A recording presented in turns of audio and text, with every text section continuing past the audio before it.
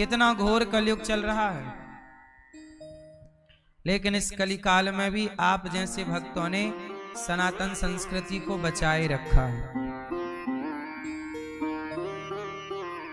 सही बताओ, यदि भागवत देखो, इन्होंने सारी जिंदगी पैसे कमाए हैं, पैसे कमा करके इन्होंने पैसे खर्च कहाँ किए?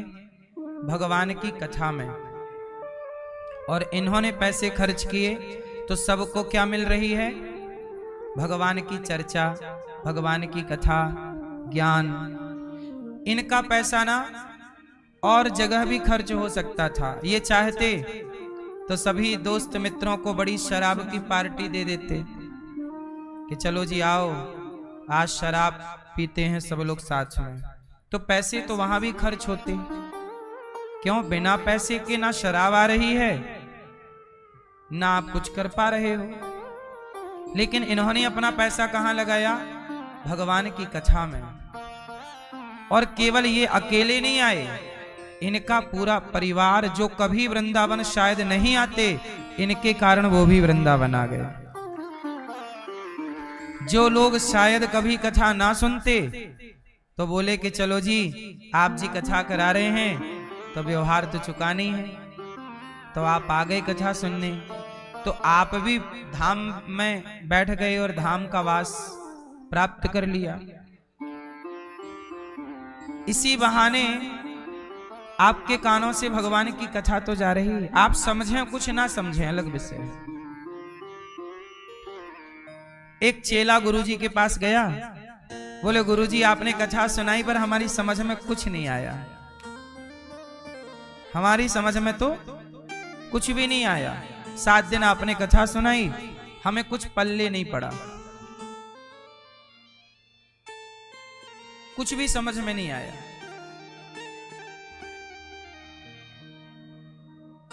अच्छा, तो गुरुजी ने टोकनी उसे दे दी, बांस की। बाजार में बिकती ना बांस की टोकनी, वो ना कोयला निकालने वाली थी। कोयले की भट्टी से कोयला निकालना और उसे भट्टी पे डालना, तो वो बिल्कुल पड़ गई थी काली। क्या पड़ गई थी? काली। गुरुजी ने कहा जाओ इस बांस की टोकनी में पानी भर के लाओ, नदी चले जाओ, एक टोकनी पानी लाओ। चेला टोकनी लेके गया, पानी नदी में जैसे ही डाले उठाए, टोकनी में थोड़ी पानी भर सकता है। क्यों भाई? बांस की बनी टोकनी में पानी भर जाता है? गुरुजी ने बोला जाओ एक टोकनी पानी लेके आओ, जाओ। तुम्हें कथा समझ में नहीं आई ना, जाओ एक टोकनी पानी लाओ। वो बार बार डाले, बोले गुरुजी हमने बार बार वो डाले, बार बार निकाले, बार बार। आखिरी में 100 बार ट्राई किया, पानी नहीं आया। समझ गया कि गुरुजी कंफ्यूज हैं। गया, गुरुजी आपने टोकनी में पानी लाने को कहा, टोकनी में थोड़ी पानी आ सकता, मतलब आप बाल्टी दो, तगाड़ी दो, बर्तन दो, पानी आएगा, टोकनी में थोड़ी आएगा। गुरुजी ने कहा बेटा चलो पानी नहीं आया कोई बात नहीं, पर देख ध्यान से टोकनी साफ हो गई कि नहीं?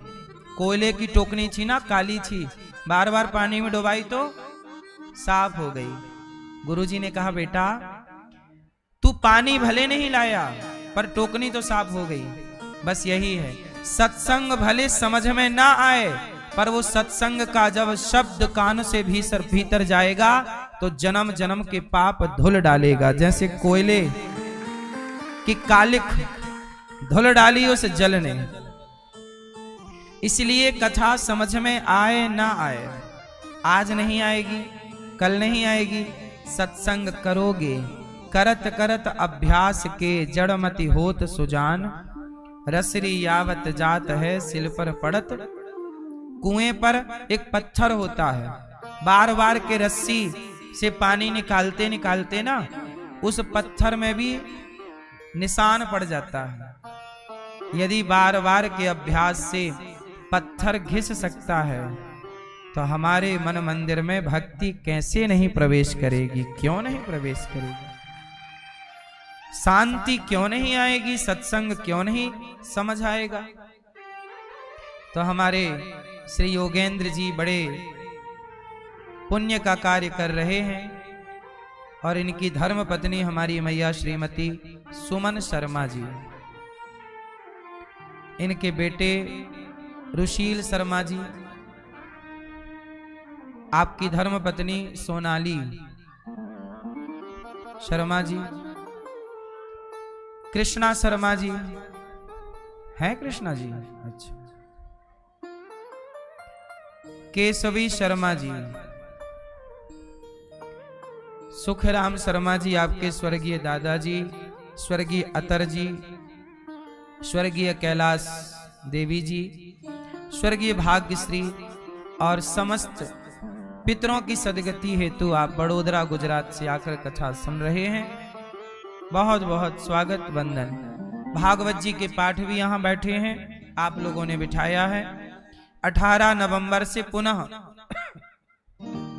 भागवत जी के पोथी पाठ बैठेंगे। आप लोग भी अपने पितरों की सदगति के लिए भागवत सुन सकते हैं। कल हम लोगों ने कथा में सुना कि मनु जी की 3 बेटियों की चर्चा हमने सुनी। अब मनु जी के 2 बेटे हैं। मनु जी के 2 बेटे प्रियव्रत और उत्तानपाद। आप सबको छठ पर्व की पुनः शुभकामनाएं। और बिहार के भक्तों के लिए एक अच्छी खबर कि रक्सौल में कथा होने जा रही है 5 फरवरी से। हवाई अड्डा एयरपोर्ट है, वहां पर एयरपोर्ट के अंदर ही कथा होगी है? जहां फ्लाइट लैंड होती है, अब वहां भागवत जी लैंड होंगी। वहां भगवान श्री कृष्ण लैंड होंगे, प्रकट होंगे। रनवे पर ही हो रही है, रनवे पे। रनवे मतलब जहां फ्लाइट उतरती है और दौड़ती है, लंबी सड़क, उसे रनवे कहते हैं। वहीं बहुत दिनों से बंद है एयरपोर्ट, कोई फ्लाइट उतर नहीं रही है वहां। चलो भगवान श्री कृष्ण ही उतरेंगे वहां। अच्छा है, हमारी मैया जी का खूब प्रयास है। सत्संग भी मैया जी ने रक्सौल में पिछले समय कराया था और अब पुनः भागवत जी की तैयारी में आप लगी हैं। आप देखो, ये मैया इतने लोगों को भागवत से जोड़ दिया इन्होंने। पूरा रक्सौल, पूरा बिहार भगवान की कथा में, प्रेम में भगवान के डूबा रहता है। सबके हृदय में भक्ति का संचार कर दिया है इन्होंने। आप सबसे मेरी प्रार्थना है कि एक शराबी यदि 4 को शराबी बना सकता है, एक जुआनी 4 को जुआनी बना सकता है, तो एक भक्त 4 को भक्त क्यों नहीं बना सकता? यही सफलता है। एक शराबी अपनी जिंदगी में कई लोगों को शराबी जरूर बना देता है। क्यों ये बात सही है? शराबियों के भी गुरु होते हैं, गुरु जी से सीखा है। गंजेड़ियों के भी गुरु होते हैं। बोलो हाँ। एक गंजेड़ी यदि गांव में है तो 4 लोगों को गंजेड़ी बना देगा और फिर वो 4 फिर एक को बनाएंगे, उनके भी 4-6 चेले, ऐसे उनकी संख्या बढ़ती जाती है। यदि एक बिगड़ा हुआ, आपके गांव में एक व्यक्ति यदि नशा करने लग जाए, ड्रग्स लेने लग जाए, तो वो 4 को ड्रग्स लेना सिखा देगा। सही है? इसलिए एक बिगड़ा 4 को बिगाड़ सकता है, तो एक भक्ति से जुड़ा हुआ व्यक्ति भगवान के भक्त क्यों नहीं बना सकता? औरों को क्यों नहीं भगवान से जोड़ सकता? यही प्रयास है हमारी मैया जी का, जो कि कथा से आप सबको जोड़ना चाहती हैं। प्रिय भक्तों, आपको भी ईश्वर से योग्य बनाए तो आप भी सबको भगवान से जोड़िए। एक दिन क्या हुआ, ध्रुव जी, अपने ध्रुव जी उत्तानपाद के बेटे का नाम है ध्रुव, और ध्रुव जी हैं 5 साल के। एक दिन 5 साल के ध्रुव जी अपने पिता की गोद में बैठने गए तो सौतेली माँ ने हाथ पकड़ के नीचे गिरा दिया, जाओ इस गोद में तुम मत बैठो, इस गोद में तो मेरा बेटा बैठेगा। सौतेली माँ ने अपमान करके ध्रुव जी को घर से निकाल दिया। ध्रुव जी को उनकी अपनी माँ ने समझाया, सत्यम सुरुच्या भेतम भवान में यद दुर्भगाया उदरे गृहीत, तू जा तपसाराध्य पुरुषम तस्यैवानुग्रहेण में गर्भे त्वं साधयात्मानम यदि छसी नृपासनम। जा जा बेटा, तप कर, तप करने से तुझे भगवान मिल जाए तो भगवान को पा लेने के बाद फिर कोई गोद बोध की जरूरत नहीं पड़ती। जाओ तुम तपस्या करो। अब देखो ध्रुव जी का अपमान किसने किया? सौतेली माँ ने। अपमान क्यों? सिंहासन पर बैठने चले। समझो बात को, जब तक आप कुछ नहीं करते तब तक आपका कोई अपमान नहीं करता, और आप जरा सी सफलता में पग रखो, कामयाबी में कामयाब होएंगे तो आपका अपमान करने वाले भी ढेर मिल जाएंगे। जब तक आप निकम्मे हैं, कुछ नहीं करते, तब तक कोई कुछ नहीं बोलता, क्योंकि सबको लगता है ना कि यार मैं कुछ करता नहीं, ये भी कुछ नहीं करता, चलो अपन भाई भाई। पर आप सफल हो रहे हैं तो जो अकर्मण्य थे, जो करते धरते कुछ नहीं, उनको लगा कि यार ये तो आगे बढ़ रहा है, तो क्या करें, उसकी बराबरी कर नहीं सकते तो चलो उसकी बुराई करते। इसलिए जब कोई आपकी बुराई करे तो जवाब मत देना उसका। क्यों? क्योंकि वो आपकी बराबरी तो कर नहीं सकते, बेचारे बुराई करके मन को तसल्ली दिला रहे हैं। इसलिए जरूरी नहीं है कि सबको पलटकर जवाब दिया जाए। क्यों जी? क्या ये बात जरूरी है कि हम आपको रिप्लाई करें, जवाब दें? क्यों नहीं? कुत्तों को कौन जवाब देता है? हाथी जाता है, कुत्ते भौंकते हैं, क्या हाथी किसी भी कुत्ते को रिप्लाई करता है? क्यों भौंक रहा है? इसलिए हाथी अपने लक्ष्य में पहुंचता है, चलता जाता, हाथी मस्ती से चल रहा है।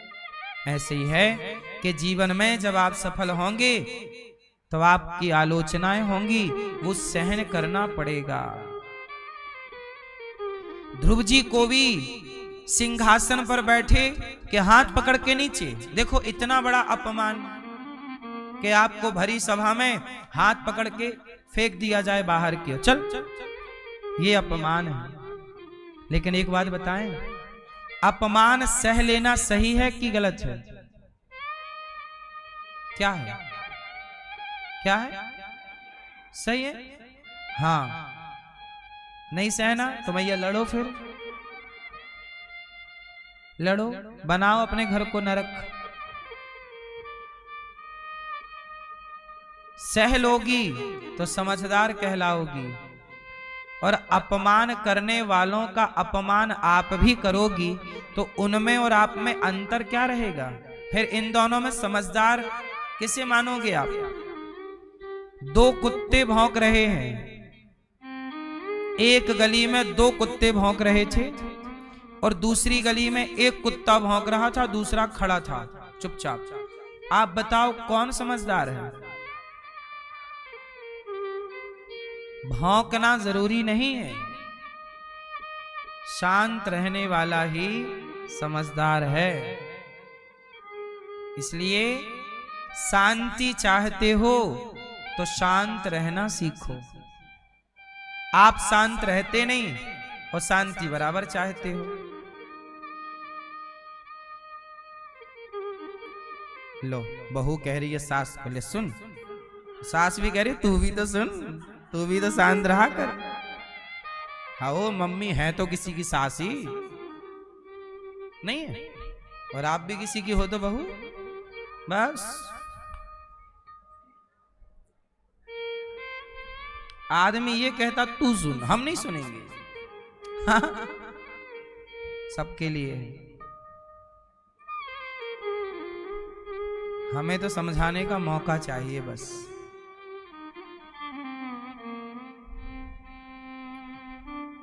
सुनो, ध्रुव जी महाराज का अपमान हुआ, मां घर में ले गई। ध्रुव जी को बड़ा लाड़ लड़ाया, बेटा क्या हुआ? कहा मां मुझे नींद नहीं आएगी, अब तू कोई रास्ता बता मां, मैं क्या करूं? तब मां ने कहा बेटा तू भगवान की शरण में जा। बाप की शरण में गया तो बाप ने धक्के मार के निकाल दिया, सौतेली मां ने निकाल दिया। जब बाप ही सहारा नहीं दे रहा है तो भगवान के आश्रित रह जाओ। ध्रुव जी बोले मां मैं तो भगवान को जानता नहीं हूं मां, कहां मिलेंगे भगवान? 5 साल के हैं ध्रुव जी, बच्चे हैं, जानते वानते कुछ नहीं, पढ़े लिखे भी नहीं कि वेद पुराणों का ज्ञान हो, कि वो तपस्या करना जाने, ये भी कुछ ज्ञान नहीं है, नॉलेज नहीं है। जंगल में कैसे रहा जाता है ये भी ज्ञान का अभाव है। पर ध्रुव जी चल पड़े। मां ने कहा जा, तुझे भगवान मिलेंगे, तू पहले गुरु मिलेंगे फिर भगवान मिलेंगे। ध्रुव जी गए तो उन्हें रास्ते में गुरु जी मिल गए। बिना गुरु के भगवान नहीं मिलते, याद रखिएगा। पहला पड़ाव है गुरु। नारद जी मिल गए, नारायण नारायण। बेटा ध्रुव कहां जा रहे हो? तपस्या करने। क्यों? तुम्हारी तो उम्र बहुत कम है, दूध पियो माँ का, खेलो, घर का आनंद लो, राजा के बेटे हो, मौज करो। नहीं, मेरा अपमान किया है मेरी माँ ने, अब मैं भगवान को पाना चाहता हूं, मुझे कुछ नहीं चाहिए। नारद जी बोले बच्चा तो खिलौनों के लिए रोता है और तू तो भगवान के लिए रो रहा है। ध्रुव जी बोले हाँ महाराज, गुरुजी हमें कोई रास्ता बताओ। नारद जी बोले कि रास्ता बड़ा कठिन है, चल पाएगा? हाँ गुरुजी, मैं त्याग तपस्या सब करूंगा, भगवान को पाकर रहूंगा। अच्छा तो मैं मंत्र दूंगा, जपेगा? हाँ हाँ जपूंगा। तो जप, बोल ओम नमो भगवते वासुदेवाय, जपो। नियम बता दिया, ऐसे ऐसे नियम करना है, ऐसे ऐसे मंत्र जपना है, ऐसे पूजा करनी है। नारद जी ने उन्हें समझाया कि तेरी उम्र छोटी है, जंगल में शेर खा सकता है, जंगल। ध्रुव जी बोले ना गुरुजी, अब तो मैं भगवान को पाकर ही लौटूंगा। और ध्रुव जी यहीं ब्रजमंडल में आए, यमुना के किनारे, यहीं मधुवन है। जब आप 84 कोस की परिक्रमा लगाओगे ना भी 26 नवंबर से यदि चलना है तो, तब वो ध्रुव टीला भी है जहां ध्रुव जी ने तपस्या की, मैं आपको सब दर्शन कराऊंगा। 84 कोस की यात्रा 26 नवंबर से है, जिसमें सारा कुछ दर्शन होगा, पूरा ब्रजमंडल। चलना है तो चलिएगा। तो ध्रुव जी ने जहां तपस्या की वो जगह भी है, ध्रुव जी की तपस्या भी ब्रजमंडल में ही हुई है, मधुवन कहते हैं उसे। ध्रुव जी ने तपस्या की, 3 दिन में एक बार कुछ खा लेते ध्रुव जी और तपस्या करते। फिर दूसरा महीना लगा, 6 दिन में एक बार खाते। तीसरा महीना लगा 9 दिन में, चौथा महीना लगा 12 दिन में। ऐसे ध्रुव जी ने अपने खाने पे कंट्रोल किया और तपस्या स्टार्ट की। कुछ नहीं, कहीं मन का भटकाव नहीं। भगवान तो 6 महीने में भी मिल सकते हैं, लेकिन आपके अंदर भगवान को पाने की वो लगन नहीं है ना। शराब पी के पड़े रहने से लोगों को ऐसा नहीं लगता कि हम समय वेस्ट कर रहे हैं, बर्बाद कर रहे हैं, पर वो सत्संग करने लग जाएं, कथा सुनने लग जाएं, तो कुछ लोगों को लगता है कि यार तुम कहां अपना समय बर्बाद कर रहे हो। समय की बर्बादी कहां है? संसार में उलझ जाना समय की बर्बादी है, और भगवान में मन लगा के जो समय भगवान से जुड़कर बीता है वही समय सार्थक है। बाकी समय तो समय की बर्बादी है, नहीं है बर्बादी। 6 माह 5 माह कंप्लीट, छठा माह स्टार्ट हुआ, प्राण वायु रोक ली ध्रुव जी ने, और जो मंत्र साधा, प्राणायाम साधा, और ओम नमो भगवते वासुदेवाय, देवराज इंद्र का सिंहासन हिल गया। इंद्र बोले प्रभु ये क्या हो रहा है? भगवान बोले मेरा भक्त खड़ा है, तपस्या कर रहा है, तो जाओ प्रभु दर्शन दो। भगवान बोले ध्रुव जी को हम दर्शन देंगे नहीं, ध्रुव जैसे भक्त का तो हम स्वयं दर्शन करते हैं। और भगवान ने हरि अवतार धारण किया और ध्रुव जी को दर्शन देने के लिए हरि बन करके आ गए। चतुर्भुज रूप में शंख चक्र गदा पद्म लेकर भगवान प्रकट हुए।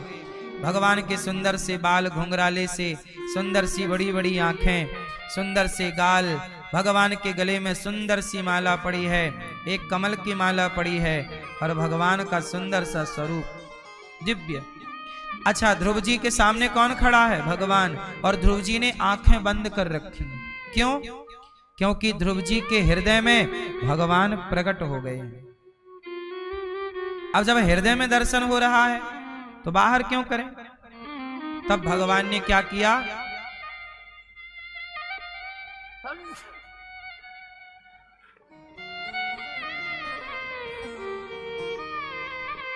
तब भगवान ने ध्रुव जी के हृदय की छवि को खींच ली, और खींच करके, और जैसे ही वो गायब हो गए ध्रुव जी के हृदय के भगवान, आंख खुली तो जो छवि मन मंदिर में थी वही सामने पा गए ध्रुव जी महाराज, चरणों में गिर पड़े, हाथ जोड़ करके खड़े हैं। ध्रुव जी कुछ कहना चाहते हैं पर ध्रुव जी कुछ पढ़े लिखे नहीं हैं, क्या बोले? तब भगवान श्रीमन नारायण ने ध्रुव जी के गालों में शंख का स्पर्श किया, शंख स्पर्श कराया, तो ध्रुव जी को संपूर्ण वेद पुराणों का ज्ञान हो गया। और ध्रुव जी ने भगवान की स्तुति की, क्या कहा? योऽन्तः प्रविश्य मम वाचमिमां प्रसुप्तां संजीवयत्यखिल शक्तिधरः स्वधाम्ना अन्यास्तहस्तचरणश्रवणत्वगादि प्राणानमो भगवते पुरुषाय तुभ्यम्। जब भगवान ने शंख का स्पर्श कराया तो ध्रुव जी क्या हुआ? ज्ञानी हो गए। याद रखना भक्त। चलो बताओ, ज्ञानी कौन और मूर्ख कौन? चलो, पीली मैया, ज्ञानी कौन है और मूर्ख कौन है? सब हम बताएं? आप ना बताओगे मेरी माँ कुछ है? मैया बताओ, ज्ञानी कौन, मूर्ख कौन? हाँ बताओ।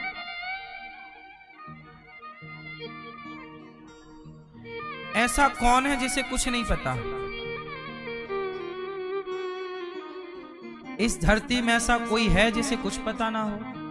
चींटी को भी पता है कुछ कुछ, एक लाइन से चलती है ना।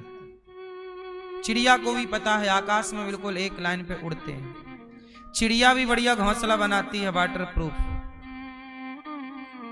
बोलो हाँ। क्यों भाई?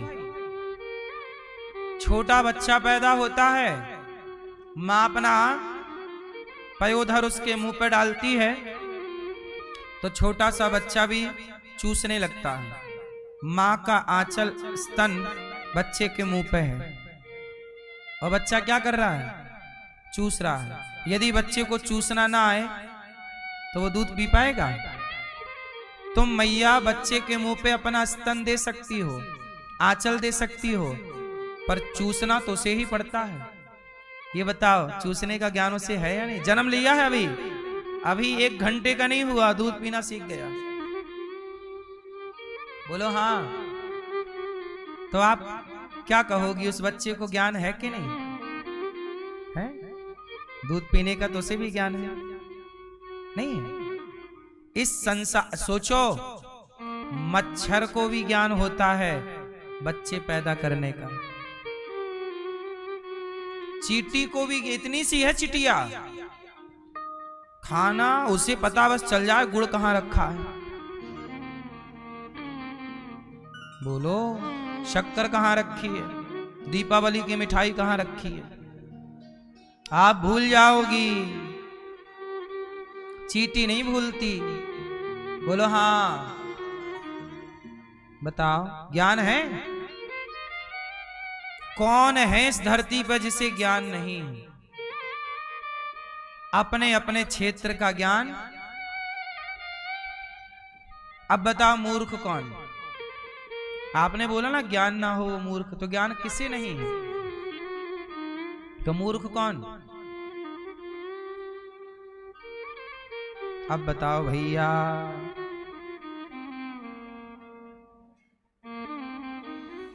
सुनो, शास्त्र क्या कहते हैं?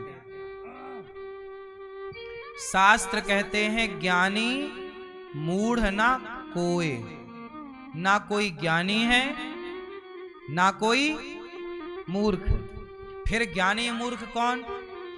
जेहि छन जस रघुपति करही।